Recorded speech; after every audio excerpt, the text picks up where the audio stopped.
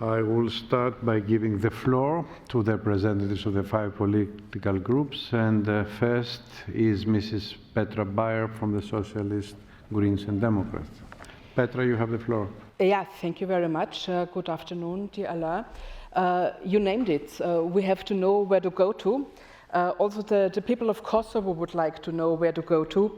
They asked for membership at the Council of Europe, and the Committee of Ministers asked us for an opinion. We gave a positive opinion and a recommendation, and now we are awaiting for a new reaction of the Committee of Ministers. And of course, I will also address this question tomorrow or on Thursday in the Joint Committee. But from your point of view, what is crucial, what is missing, what do you expect from Kosovo to do that they can access our organization? Dear Secretary General, you have the floor. So thank you, dear Petra, for the question. You know, I could have the tendency just to try to pass the question to the ambassadors, but I think the question was addressed to me, and we try to bring an answer in this context.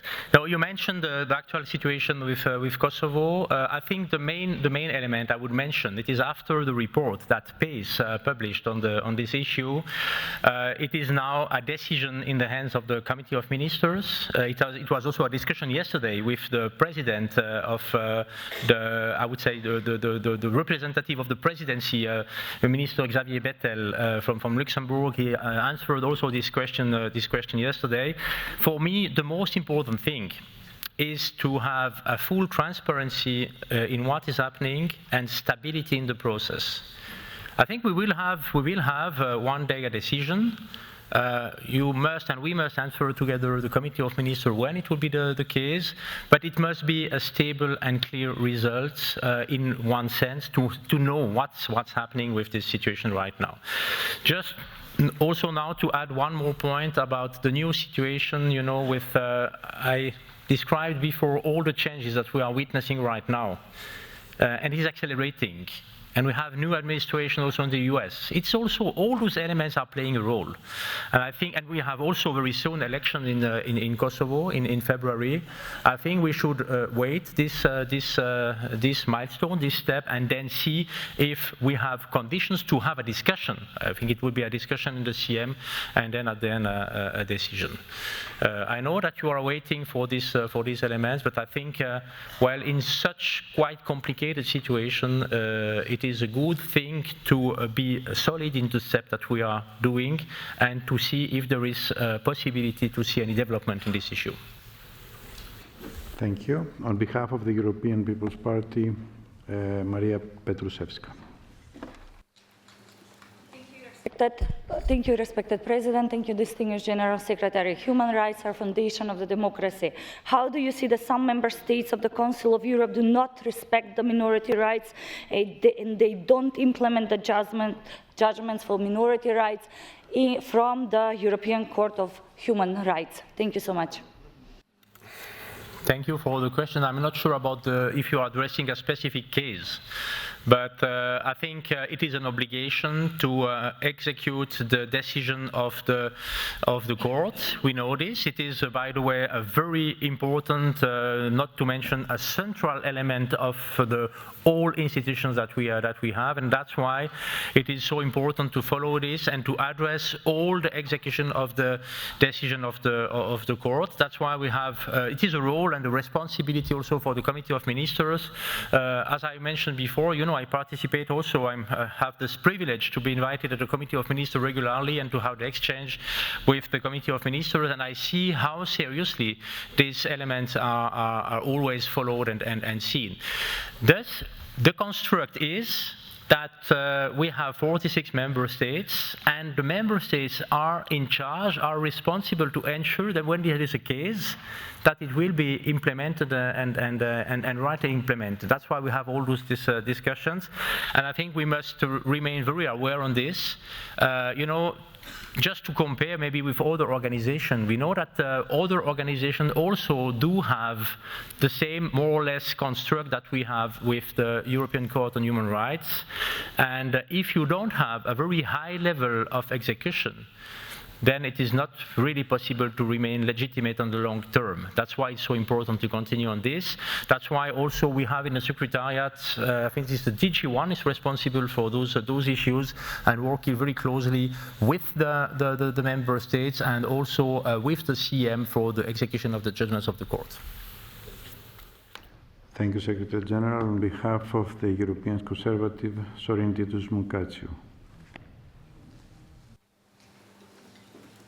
Thank you, Mr. Chairman.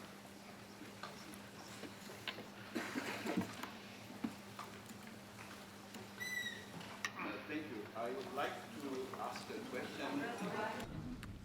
I have to interrupt you. Have you inserted your buds? Yeah, I'm sorry. Okay. I'm sorry, I apologize. My question to you is very, let's say, up to date, because in Romania we had a presidential election that was cancelled by the court, the Constitutional Court. In other words, on the 24th of November, we have the first step.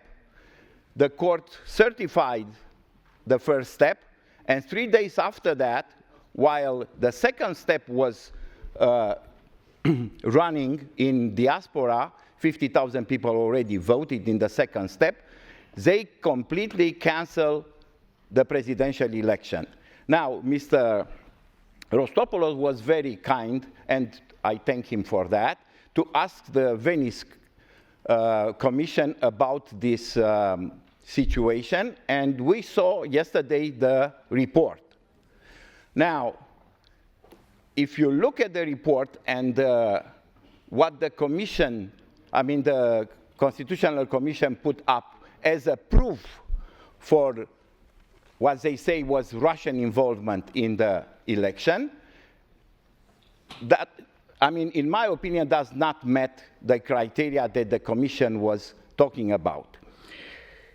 But then it was a shot from former Commissioner Breton, who said, what we have done in Romania, we are going to do it again in Germany if we don't like You're so kind, but I have I'm to sorry. interrupt you. You only have 30 seconds and you have triple the time. This decision of the court is attacking all our values. It's attacking the human rights, it's attacking the rule of law and the democracy. Thank you. I would like to see what is the position of the ministers in this particular case. Thank you, Titus. Dear Secretary General, would you like to respond? Yes, thank you. Thank you very much for addressing this issue. I think we are, and it is one more proof that we are witnessing really quite complicated evolution and really accelerated evolution in all our member states and countries, also in the discussion about the democracy. I think you mentioned the Venice Commission, and the Venice Commission published, I think yesterday, has been requested to prepare an urgent report on this question. And it was officially released, I think, yesterday. And I saw, like you, that it is rather nuanced, I would say, this report, and answers the question in a general way, but also underlining the limits to the cancellation of elections. I think the most important thing, it is always to recall that it is important not to make the switch or the mix between do we agree or do we not agree with the results. It is one question, and it must be possible not to agree with the results in an election or a popular vote. And the other element is to be sure that all the conditions that you need to have a free and fair election have been fully implemented. There are two questions, and to be honest, for me, it's quite difficult to really give you an advice or could give you a mean about this situation, because it is quite difficult to know on which elements this decision was taken.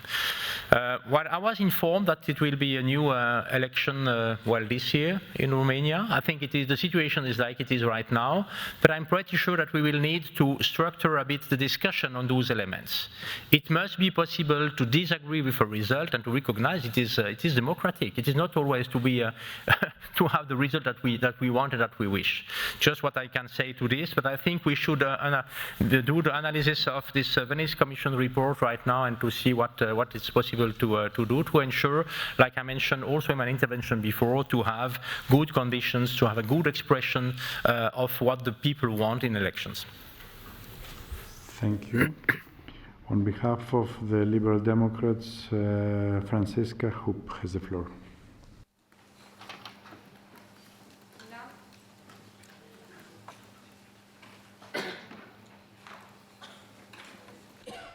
Im Namen der ALDE möchte ich dem Generalsekretär für seine Ausführungen danken und auch für Ihren Effort, ein Büro in New York zu errichten, wie von uns vermehrt gefordert. Seit Ihrem Antritt als Generalsekretär haben Sie mehrfach auf einen Aktionsplan hingewiesen. Wie planen Sie konkret, PACE in die Erstellung eines Aktionsplans für die Demokratie zu involvieren und was soll der konkrete Mehrwert sein? Besten Dank. Der Secretary General, would you like to respond? Ja, gerne. Zuerst einmal vielen Dank für die positive Beurteilung, aber was wir gemacht haben für die Entwicklung unseres Netzwerks auch in New York. Ich habe schon mal früher sagen können, ich glaube, das ist wichtig, weil mit dem Europarat wir haben wirklich eine Organisation, die etwas sehr Konkretes bringen kann für, wie wir sagen das auf Deutsch, Rechenschaft, Accountability. Gegen die Impunität. Das ist sehr wichtig und ich glaube im Moment, wo wir sehen, dass sehr viele internationale Organisationen sind blockiert, es ist wichtig, mal zu helfen, mit unserer Arbeit etwas entwickeln zu können. Das heißt, vielen Dank für dieses Element. Das zweite Element, Sie haben mal die Frage gestellt über den Aktionsplan für Demokratie. Vielen Dank dafür. Was ich mal vorher schon gesagt habe, mein Ziel ist es mit diesem Aktionsplan, es ist nicht so, einen Bericht zu erstellen oder erstellen zu lassen, 10 Seiten, 10 Maßnahmen, wir publizieren das und es ist fertig. Das wäre zu einfach. Wir brauchen viel mehr. Ich glaube, es soll viel mehr ein Prozess werden. Es muss ein Prozess werden, der wirklich dauert, mit einer so starken Integration wie möglich von allen möglichen Akteuren.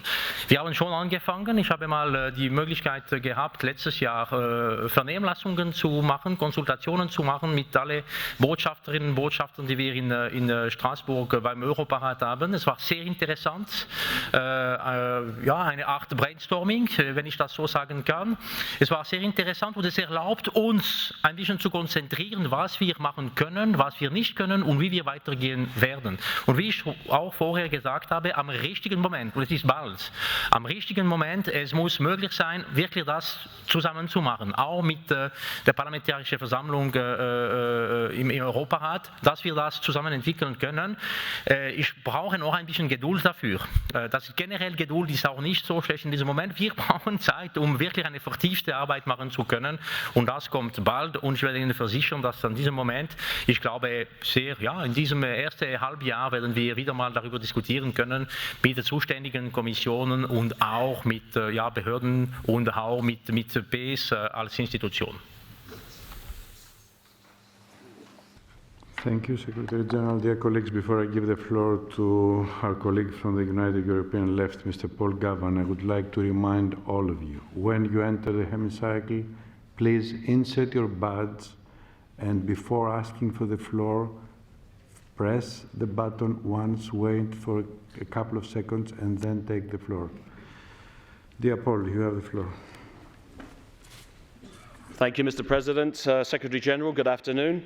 After 16 months of relentless and indiscriminate attacks by the Israeli state on the people of Gaza, resulting in the direct slaughter of at least 46,000 men, women and children, and another 120,000 indirect deaths, how do you explain the failure of any office holder in this human rights organization to condemn these acts of genocide or condemn those Council of Europe member states, namely Germany, Britain and Italy, supplying the weapons that have enabled that genocide to take place?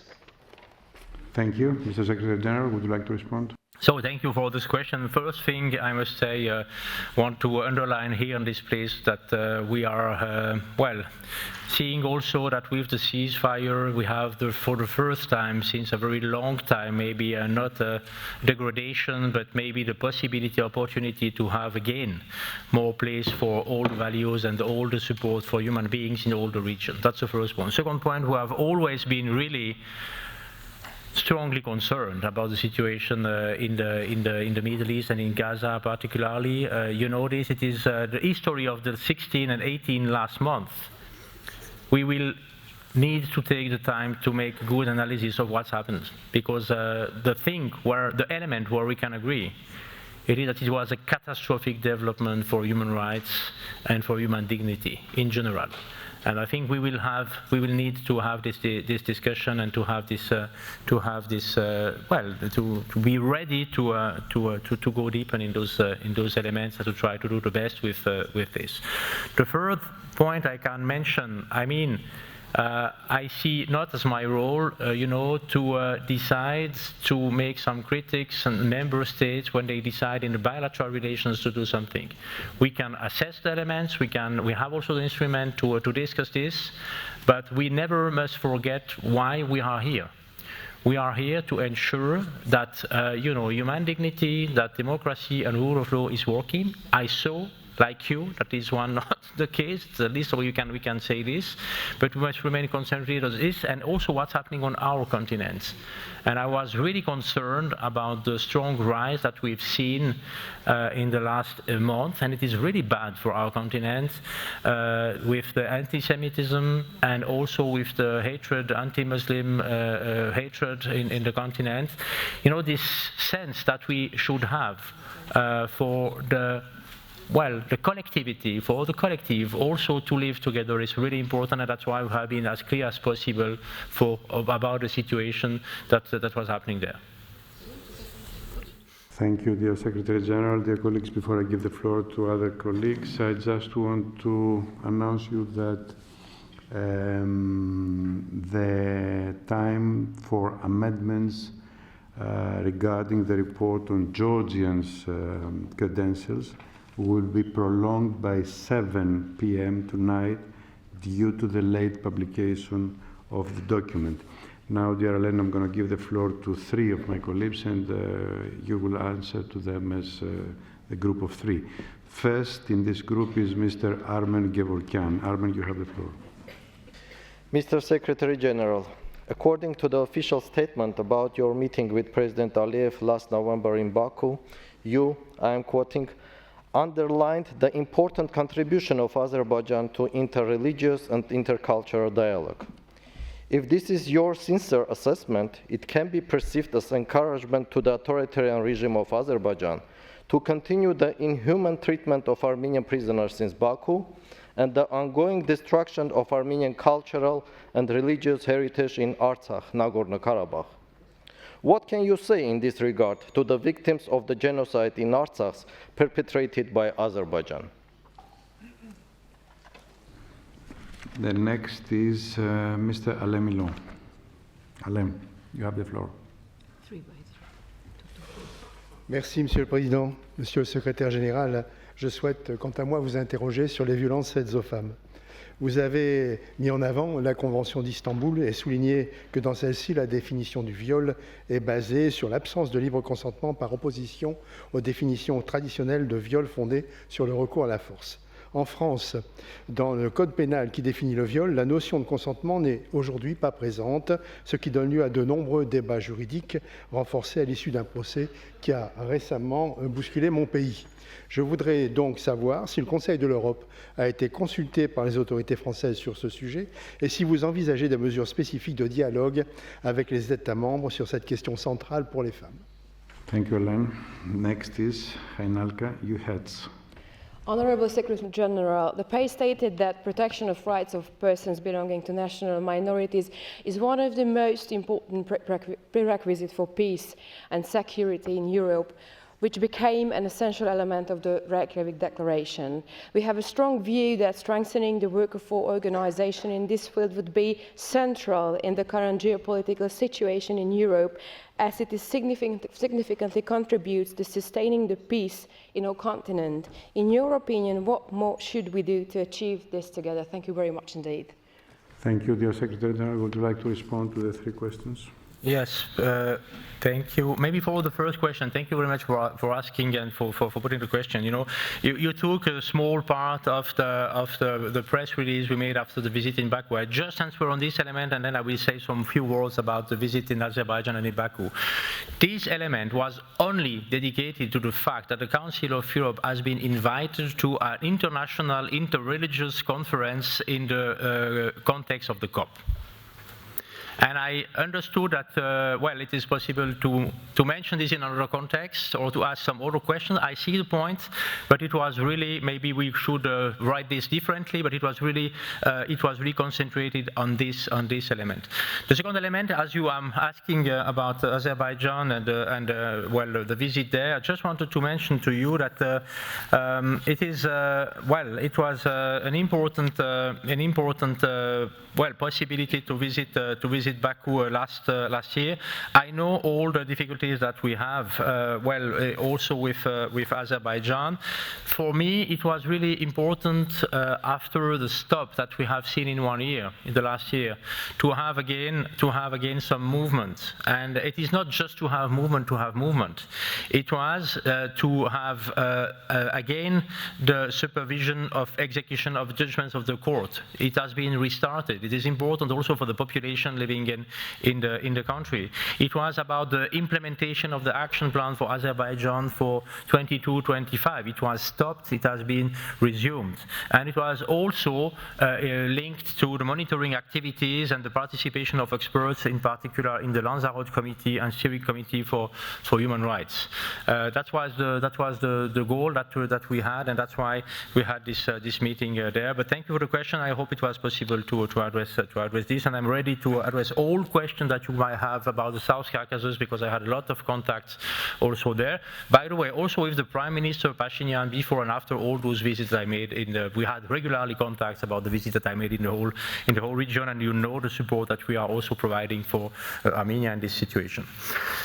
Pour la question sur les droits des femmes, je vous remercie pour la question. Oui, vous avez raison, et j'ai eu l'occasion de rappeler à de nombreuses reprises l'importance de la Convention d'Istanbul et de la lutte contre toutes les violences faites aux femmes et aux filles. Je crois que c'est un élément extrêmement important. Ça a été une des réussites importantes, très importantes du Conseil de l'Europe durant ces dernières années. On peut regretter d'ailleurs que là aussi, dans ce domaine, on constate aujourd'hui un recul, des problèmes nouveaux qui apparaissent.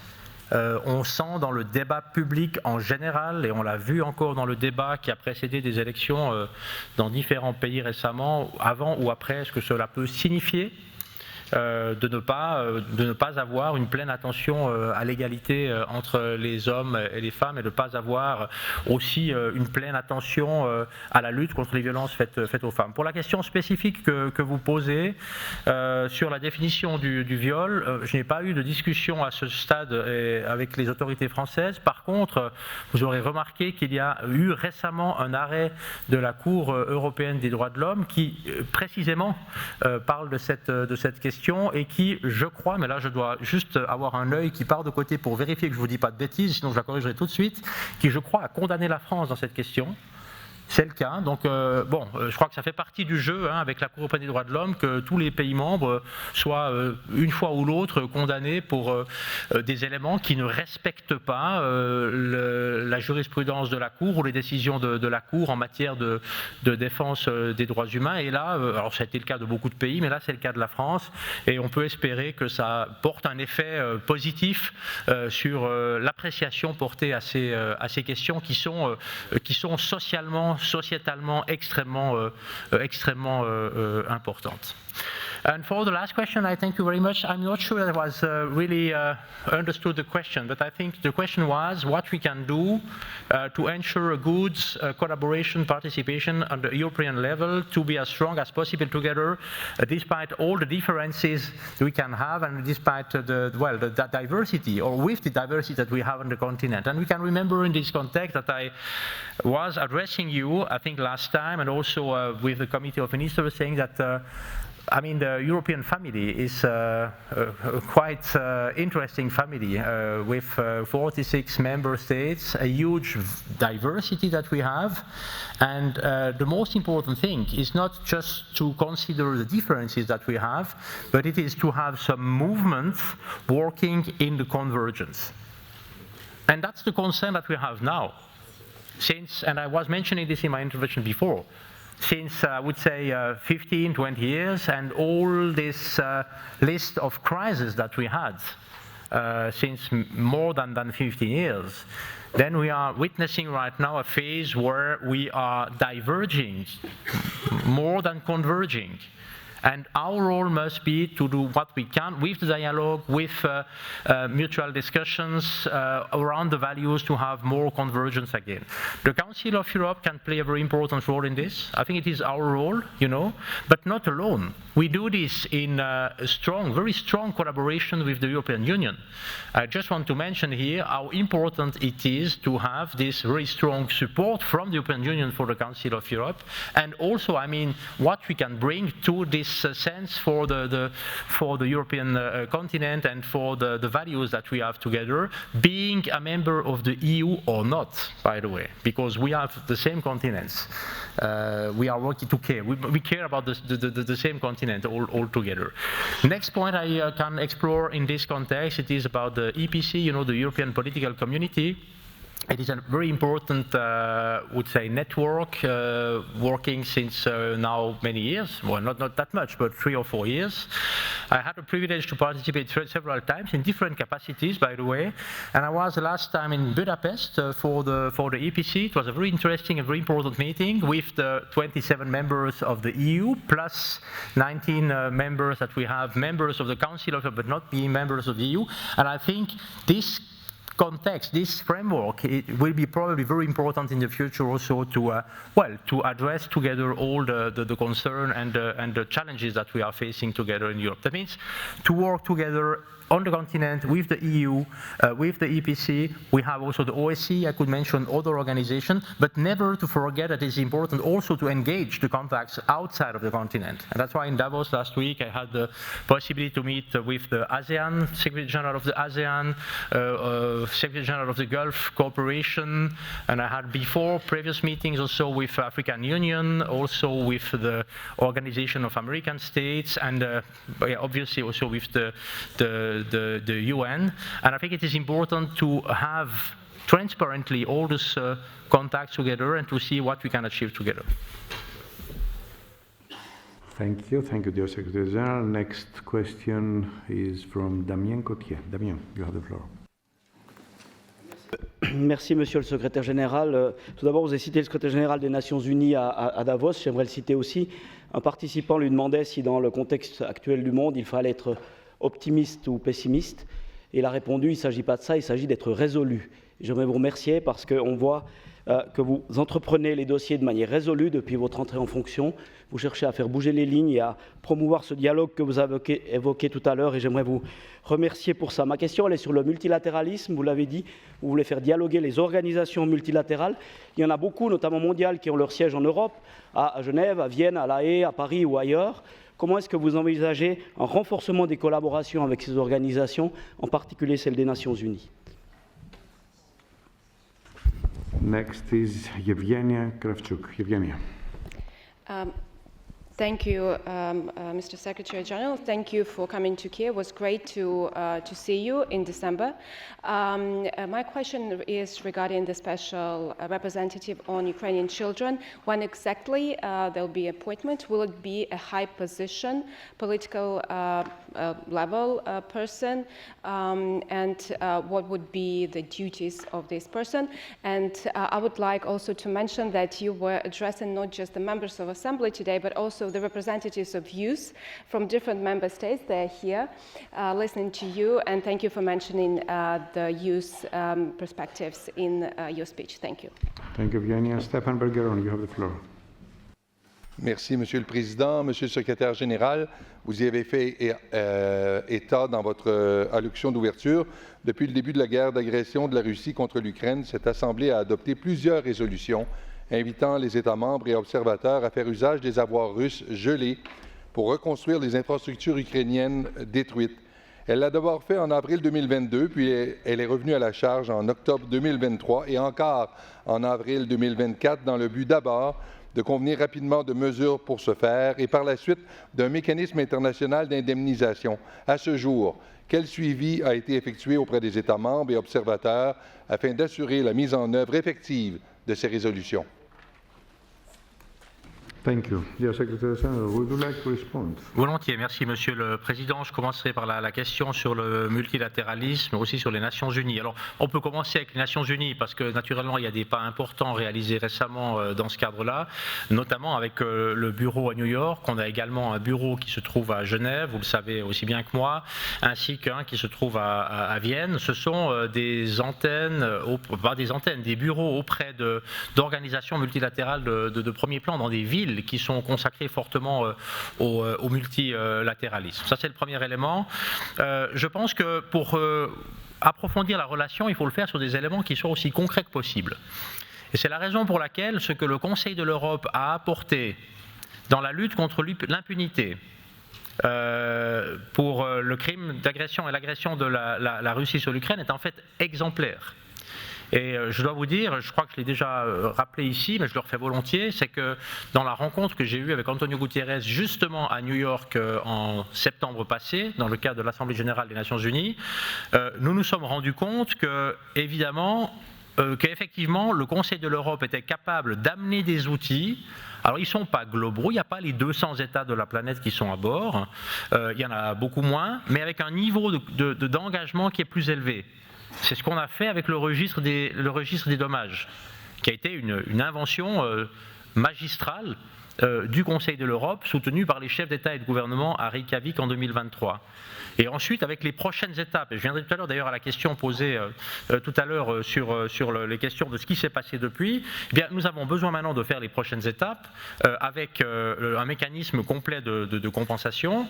Et à ce moment-là, on aura un outil très concret qui a un grand intérêt aussi pour d'autres organisations multilatérales. Nous sommes donc, parce que cette organisation a su prendre les décisions fortes et courageuses au moment qui s'imposait, en mesure de délivrer, on ne dit pas ça en français, mais de livrer quelque chose qui permette dans le fond de faire avancer nos idéaux, et de faire avancer nos valeurs et de rappeler que nous ne voulons pas vivre dans un monde dominé par la peur, la violence et la force, mais nous voulons vivre dans un monde dominé par des relations fondées sur le droit, prévisibles et respectueuses, avec le principe, un principe d'égalité qui doit être au cœur de ces réflexions. Et donc on est capable, de manière très concrète, d'aller au-delà de juste un dialogue de politesse et de faire quelque chose de fort ensemble. Ça, c'était pour les Nations Unies. Je réponds volontiers maintenant sur les autres organisations multilatérales, régionales ou thématiques. Il y en a de nombreuses, vous l'avez dit, je vais faire toute la liste, mais vous dire que j'ai déjà eu des contacts, j'ai omis d'ailleurs le Commonwealth tout à l'heure. Très intéressante organisation, basée à Londres. Nous avons l'Union africaine, qui est sur le continent africain. Nous avons avec Nairobi une région, une ville fortement dédiée aussi au multilatéralisme. Je me rendrai très vraisemblablement d'ailleurs à Nairobi bientôt pour une conférence sur cybercrime, qui est une conférence portée aussi par le Conseil de l'Europe. Ce sera l'occasion justement d'avoir ces contacts. Et là, je pense que nous devons commencer, parce que ça n'existe pas aujourd'hui, par un approfondissement du dialogue de manière à voir ce que nous sommes en mesure de faire parce que nous sommes régionaux ou thématiques. Ça fait quand même une assez grosse différence avec une organisation qui veut tout couvrir ou qui doit tout couvrir avec tout le monde. Et donc il y a ces deux éléments, avec les Nations Unies sur les éléments que j'ai mentionnés et avec d'autres organisations. Ça fait un moment que j'ai sur mon agenda, je dois vous dire, l'idée d'avoir une réunion déjà avec les secrétaires généraux de plusieurs organisations ensemble. Je les ai déjà vus séparément, mais ça ne suffit pas. Il faut prendre l'initiative de les voir ensemble pour faire avancer ce dialogue. About the second question about the special representative for the children, thank you very much for the question. I think it's a very important element, and yet I can confirm you that it will be announced soon. My goal was to be able to announce it during this week, but it's not possible. You know, it's for organizational reasons, and it will be, I hope, very soon. And my goal is also to have a high profile to do this, knowing how complicated it is just to sort out all the questions that we have in these issues. And I had the occasion, by the last visit I made in Kiev, to have also all those discussions with different partners, and we had also the occasion to briefly meet there. And I think for me the goal is to address the issue on the human level. I mean, that's the first element, but we will also have to address the issue on the legal level and to see what we can do to achieve the maximum possible in this context, knowing that it is really difficult, and the discussion that I had in Kiev, they underline the importance in this. And thank you very much for mentioning the youth. Welcome to everybody. It's a pleasure to have you with us today. And also I wanted to mention this or in my speech before, because I think it is really important. If we are witnessing that the youngest generation is asking themselves what means this world for us, and what are the perspectives that we could have with the horizon on 10-20 years, it is important, it is our job to deliver for them the possibility to have perspectives, and good perspectives. And I'm sure that it is the key. If we are able to have a stable world, a peaceful world, with good perspective for the youngest generation, then we will have also a bright future for democracy. I'm absolutely convinced from this. Pour la question qui a été posée sur les avoirs gelés, je vous remercie de la question. Je crois que le premier élément qui était important, c'était de créer le registre des dommages. Et nous avions besoin, pour le registre des dommages, après la création à Reykjavik, d'avoir un soutien fort et solide qui soit aussi large que possible. Et nous avons des acteurs très importants qui sont à bord et qui font que le registre est effectif et qu'il marche très bien. Nous avons d'ailleurs pu, et j'ai pu m'en rendre compte en visitant le bureau que nous avons à Kiev également, une équipe sur place qui fait un très bon travail, il y a l'équipe à La Haye qui naturellement fait un très bon travail, et ça avance. La prochaine, mais avec ça, on n'a pas encore... et ça intéresse aussi beaucoup l'Ukraine. Je dois vous dire ici que j'ai senti beaucoup d'intérêt de la part des autorités ukrainiennes, beaucoup d'intérêt pour le registre, parce que le registre va avoir un intérêt aussi sur le plan national et pas seulement sur le plan du soutien qui vient du groupe de soutien et sur le plan international pour l'Ukraine. Sur la prochaine étape, c'est évidemment assez difficile de savoir ce qui va se passer maintenant. Moi, la situation que j'ai vue à Kiev en décembre, et c'était la troisième fois que je visitais le pays en une année, elle est naturellement très préoccupante sur le terrain. Nous voyons bien qu'il y a beaucoup de crimes, de destruction, il y a beaucoup de... Oui, c'est très brutal, évidemment, et nous avons besoin d'envisager des réparations. Il n'y aura rien qui pourra se faire sans qu'il y ait un mécanisme de compensation plein et entier. Alors, oui, il y a la question des fonds, du financement, de comment on va le financer, mais d'abord, pour pouvoir vraiment faire autre chose que des souhaits, des listes de souhaits sur cette question, il faut un mécanisme qui puisse le prendre en compte. Et c'est la raison pour laquelle mon message, depuis 2 mois maintenant, c'est que nous sommes en train d'aller beaucoup trop lentement avec les décisions fondamentales qui doivent être prises pour mettre en place ce mécanisme de compensation, ce plein mécanisme de compensation. Alors, il y aura une séance très importante prochainement à ce sujet, en fait cette semaine, demain, et nous espérons vivement que ça puisse avancer rapidement. Et ce que je peux redire ici publiquement devant vous toutes et tous, c'est que le Conseil de l'Europe est prêt. Nous avons les ressources, les compétences et l'expérience. Il faut y aller. On a montré ce que cette organisation, enfin vous avez montré avec le comité des ministres, l'Assemblée parlementaire, les chefs d'État, ce que cette organisation a été capable de faire, alors que beaucoup de voix de Cassandre vous disaient ça ne va jamais fonctionner, on ne va pas s'en sortir. Ça a été fait et ça fonctionne. Et c'est un modèle à succès. Alors pourquoi ne pas utiliser ce modèle à succès pour faire la prochaine étape et pour avoir, parce que ce sera encore plus difficile. C'est pour ça qu'il faut avancer de manière résolue maintenant. Il faut avancer maintenant pour avoir un plein mécanisme de compensation, et j'espère vivement que des décisions fortes, courageuses pourront être prises avec des États qui vont nous dire « allez-y ». Oui, on reconnaît votre compétence. Oui, on reconnaît que vous avez fait du très bon travail avec le registre. Oui, on reconnaît que vous avez les ressources et l'expérience. Allez-y, on est prêt. On est prêt. Moi, si on me donne ce message, on peut commencer cet après-midi. Ce sera tard dans l'après-midi parce qu'il est déjà 17 h, mais on peut encore commencer cet après-midi.